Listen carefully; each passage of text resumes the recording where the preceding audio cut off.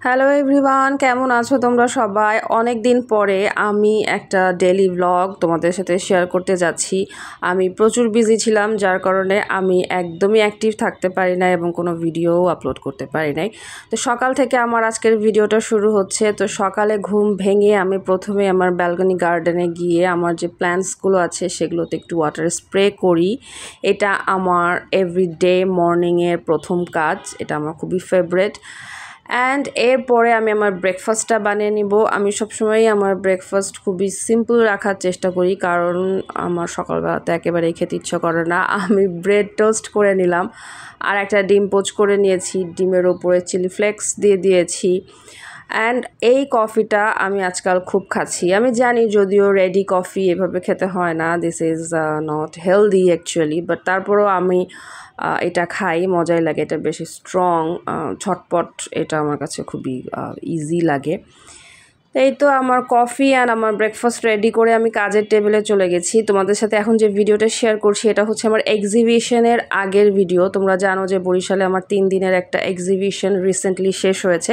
তো এক্সিবিশনের আগে যখন আমি কাজ করছিলাম, আমার প্রোডাক্টস রেডি করছিলাম, তোমরা জানো যে আমার একটা বিজনেস পেজ আছে ছোটো, কাঠগোলাপ ওইটার নাম, যেখানে হ্যান্ড পেইন্টেড এবং হ্যান্ডমেড জুয়েলারিগুলো আমি সেল করি।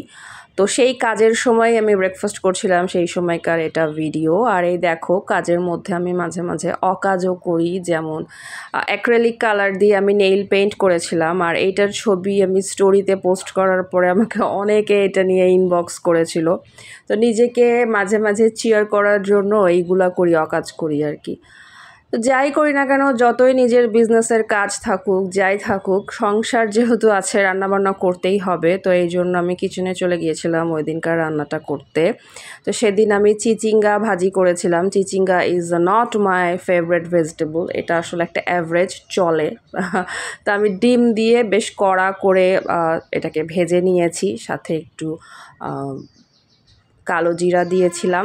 এইভাবে করে ভাজলে ভালোই লাগে খেতে। চিচিঙ্গার আলাদা কোনো টেস্ট নাই, আমার কাছে কেন জানি না টেস্ট লাগে না। এরপরে আমি রান্না করেছিলাম গরুর ভুঁড়ি। এইটা হচ্ছে যে আমার হক সাহেবের খুবই ফেভারেট এবং আমারও ফেভারেট অবভিয়াসলি, এবং আমার সপ্তাহে কম করে হলেও 2 বার এইটা রান্না করতে হয়, কারণ এটা তার অনেক ফেভারেট এবং আমি এটা অনেক ঝাল দিয়ে, বেশি করে ঝাল দিয়ে করি। এটা আমরা ভাতের সাথে, রুটির সাথে, সব কিছুর সাথেই খাই, এটা মজা লাগে। একবারে একটু বেশি করে করে নিই, যাতে আমার অ্যাটলিস্ট 2 দিন রান্না করা না লাগে।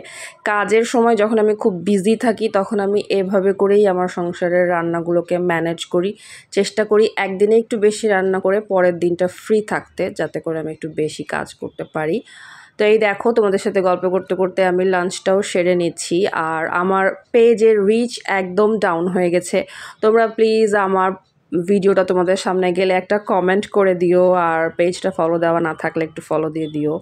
আর ইউটিউব থেকে দেখলে আমার চ্যানেলটা প্লিজ প্লিজ প্লিজ তোমরা সাবস্ক্রাইব করে দিও। আর তোমরা সবাই অনেক ভালো থেকো। তোমাদের ভালোবাসার মানুষ, তোমাদের পাশের মানুষটাকে সবসময় ভালো রাখবা, তাকে প্রায়োরিটি দিবা, তাহলে দেখবা যে তুমিও প্রায়োরিটি পাবা আর লাইফ পজিটিভিটি দিয়ে ভরে যাবে। সবাই ভালো থেকো। Thanks for watching guys, tata.